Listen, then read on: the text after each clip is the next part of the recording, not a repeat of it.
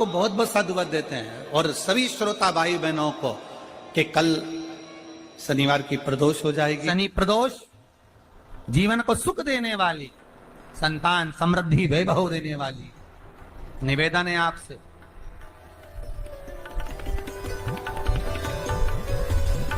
सूर्य अस्त का समय हो, प्रदोष का समय, प्रदोष काल, शाम के समय पर कटोरी में सरसों का तेल ले लीजिए। शंकर के शिवलिंग पर किसी मंदिर में जाकर सरसों का तेल शिव पर चढ़ा। तेल चढ़ते समय शंकर के शिवलिंग पर त्रिपुंड बना दें। ये एक उंगली, चीटी उंगली के पास वाली उंगली शंकर के शिवलिंग पर टच कर कर रखें और अपनी मनोकामना पूर्ण कहें।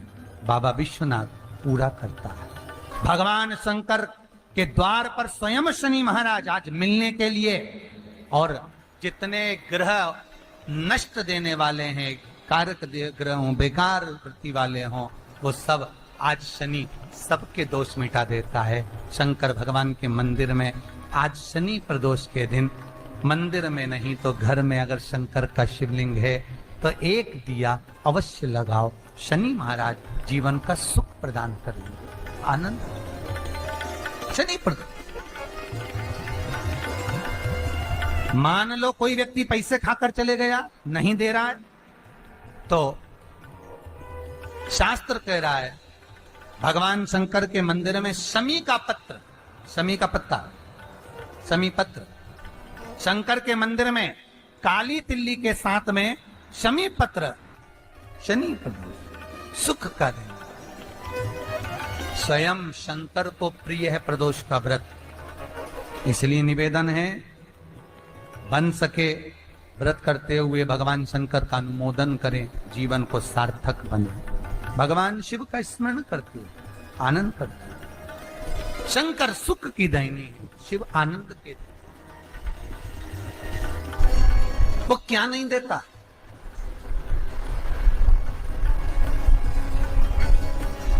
क्या नहीं देता? आरोग्यता देने वाला अगर कोई है तो शंकर है। भगवान कृष्ण के यहाँ जब 16,108 रानियों से संतान नहीं हुई तो पुत्र देने वाला अगर कोई है तो शंकर है। क्या नहीं दे? और भगवान राम और कृष्ण को यदि परम धाम जाना भी है, राम और कृष्ण को अगर परम धाम की ओर जाना भी है और उनको अब कहना है कि अब तुम्हें प्राण छोड़ना पड़ेगा, तो मृत्यु का निमंत्रण देने वाला भी शंकर ही है, शिव, कोई दूसरा नहीं। मृत्यु का निमंत्रण देने वाला भी शंकर। 26 प्रदोष का फल एक क्षण में प्राप्त हो जाता है, क्षण में। तब कहा जिस दिन प्रदोष का दिन हो, 26 प्रदोष में से कोई भी प्रदोष का दिन हो और प्रदोष काल में आप अपने घर से जल और एक हाथ में घी का भरा हुआ दीप, प्रदोष का दिन हो और प्रदोष काल में आप अपने घर से जल और एक हाथ में घी का भरा हुआ दीप लेकर जिस दिन शंकर के मंदिर में जाते हो, शंकर को जल चढ़ाकर हाथ का स्पर्श जलाधारी पर कर कर शिव मंदिर में दीप प्रज्वलित कर देते हो, 26 प्रदोष का पुण्य फल उसी क्षण प्राप्त हो जाता है। 26 प्रदोष का फल एक ही दिन में, एक ही क्षण में प्राप्त हो जाता है। 26 प्रदोष। शमी की जो पत्ती होती है,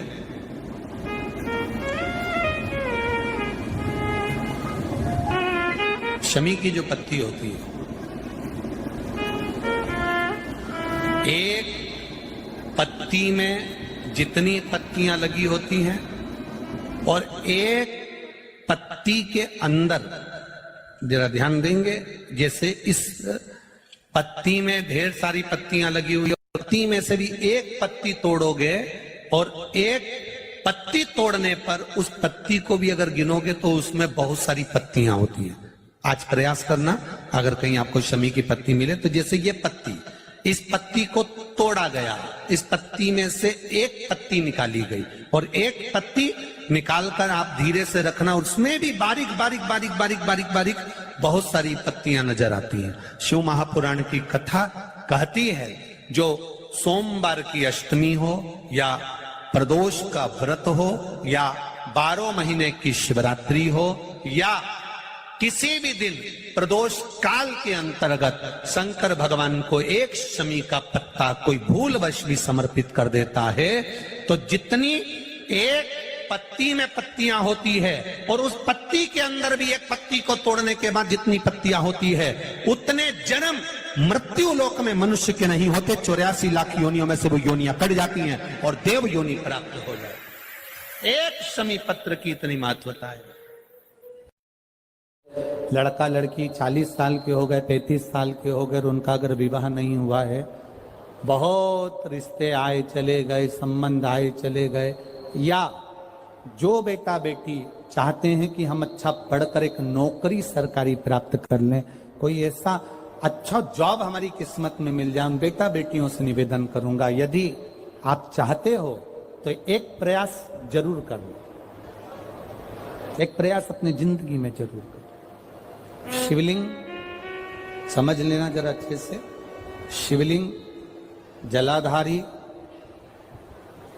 गणेश, कार्तिकेय, अशोक सुंदरी, और ये शिवलिंग और ऊपर भगवान शिव की 5 बेटियां जया, विषहरा, शामलीवारी, दौतली, देव।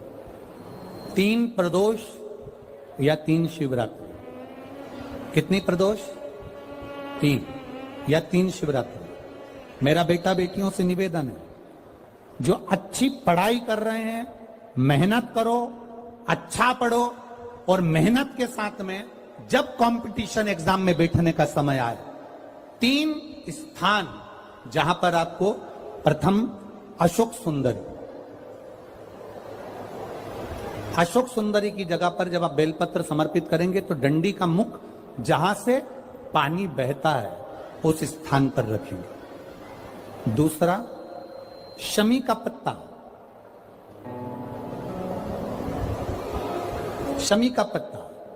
दूसरा शमी के पत्र को देवादिदेव महादेव पर जब आप समर्पित करेंगे तो उसका डंडी का मुख भी जहां से जल बहता है उस ओर रखेंगे। और तीसरे नंबर पर है आंख का पुष्प।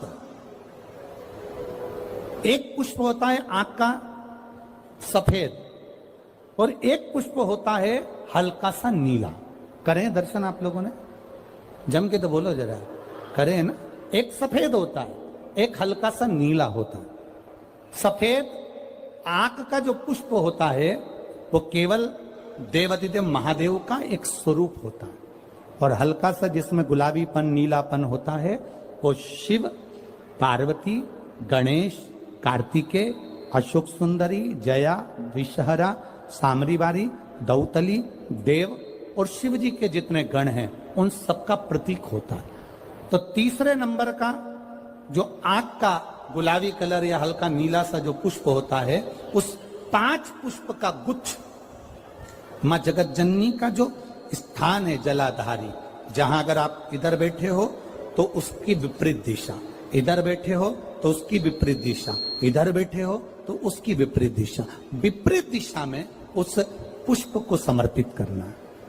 अच्छी पढ़ाई करो, अच्छी मेहनत करो, और मेहनत के साथ में जब कंपटीशन एग्जाम के लिए जा रहे हो उस जगह पर सीए की पढ़ाई भी कर रहे हो, चाहे किसी भी पढ़ाई में लगे हो, मेहनत के साथ में बाबा देवादिदेव महादेव को 3 प्रदोष या 3 शिवरात्रि आप दिल से बाबा को समर्पित कर कर, बाबा से प्रार्थना कर कर अशोक सुंदरी पर चढ़ाई हुई बेलपत्र को वापिस लेकर आइए। जिस विद्या स्थल पर आप पढ़ाई करते हो, जिस कमरे में आप रहते हो, वहां उस बेलपत्र को 3 प्रदोष की या 3 शिवरात्रि की बेलपत्र रखिए।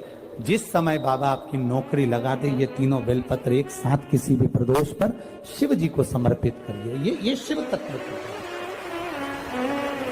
आप मेहनत करें, खूब मेहनत करें, कंपटीशन एग्जाम के लिए जितनी कोचिंग कर सकते करो, मेहनत करना उतना करो, जितना करते हो उससे 4 गुना ज्यादा करो, और उसके साथ में देवादिदेव महादेव से नंदीश्वर शिव महापुराण से एक बात सीख कर जाइएगा।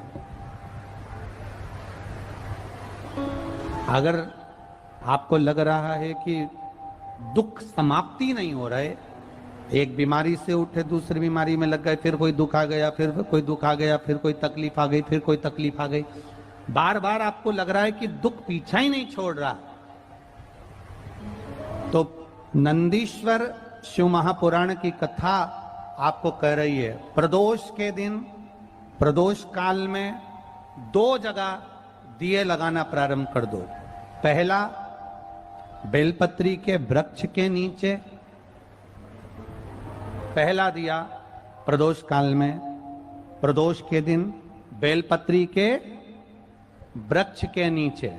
और दूसरा दिया अपने दरवाजे की चौखट के बाहर, मतलब अपन बाहर खड़े होंगे, अंदर की ओर दिया नहीं, बाहर की ओर दिया। एक दिया बेलपत्र के नीचे देवाधिदेव महादेव से प्रार्थना कर कर, हे शिव शंकर, हे गौरी शंकर, हे शिव, आज प्रदोष का दिन, प्रदोष काल में आप भ्रमण के लिए निकलोगे नंदीश्वर के साथ में, ऐसी कृपा करना, आपके लिए मैंने द्वार सजाया है भोलेनाथ, आपकी दृष्टि मेरी चौखट पर भी कर देना, मेरी जिंदगी सवर जाए। इसलिए 2 दीप स्मरण करो। हाँ, अच्छा इशारा करा है, उसको समझ गए हो।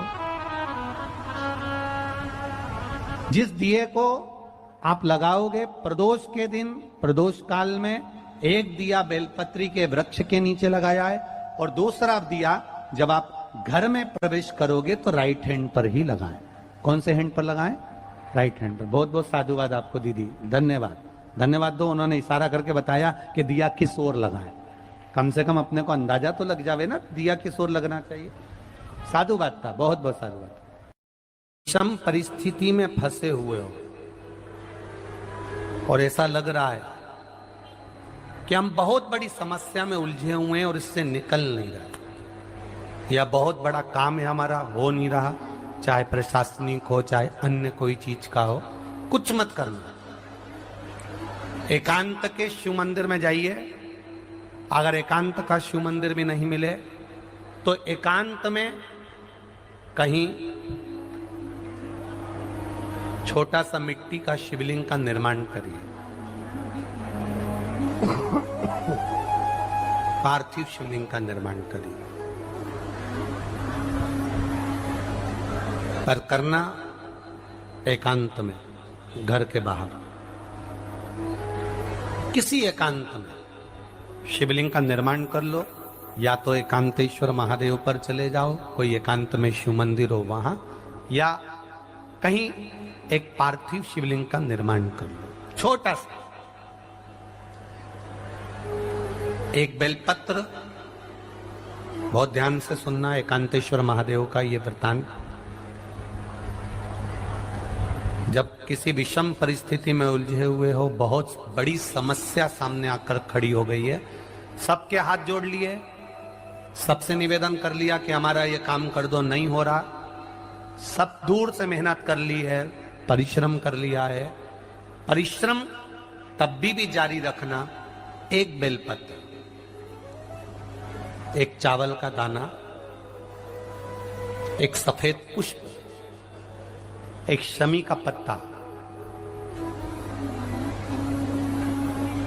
एक छोटी सी दुर्वा, दुर्वा जानते हो सब लोग, जो जमीन पे दूब लगी रहती है, दुर्वा, दूब, दुर्वा, एक दुर्वा।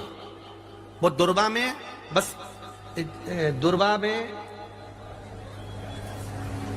वो जो दुर्वा होती है, कोई कोई दुर्वा एक डंडी की होती है। दुर्वा में बस इतना ध्यान रखना कि दुर्वा एक रहे और उसमें से 2 पत्तियां निकली हुई हो। देखिए ना आप लोगों ने, पहले बोलो, जम के बोलो, देखा है ना? दुर्वा एक हो और 2 पत्ती की हो, एक ही कहलाएगी। 2 पत्ती निकली हुई दुर्वा, एक श्वेत पुष्प, शमी का पत्ता, बेलपत्र, चावल का एक दाना। एकांत में कोई शिव मंदिर हो, अगर मंदिर ना हो तो एक छोटा सा पार्थिव शिवलिंग का निर्माण किसी पेड़ के नीचे एकांत में जाकर पूजन कर कर, आराधना कर कर, घी का दीप लगाकर, एक एक सामग्री शिव जी पर अपने मन की कामना कर कर समर्पित करना प्रारंभ कर दीजिए। शुरुआत दुर्वा से करना, दुर्वा के बाद में श्वेत पुष्प, शमी का पत्ता, चावल का दाना और बेलपत्री सबसे आखिरी में बाबा को समर्पित कर कर, हृदय से प्रार्थना कर कर, बाबा से निवेदन कर कर, दीप अगर मंदिर में कर रहे हो तो दीप ठंडा होने का इंतजार मत करना। अगर पेड़ के नीचे एकांत में शिवलिंग का निर्माण कर कर पूजन कर रहे हो तो दीप ठंडे होने का इंतजार करना। दीप ठंडा हो जाए तब भगवान शिव को ले जाकर विसर्जन करना। जो एक बेलपत्री है बस उसको घर लेकर आना, बाकी का सब विसर्जन कर कर आना। मेरा एकांतेश्वर महादेव उस कार्य में सफलता प्रदान कर देगा।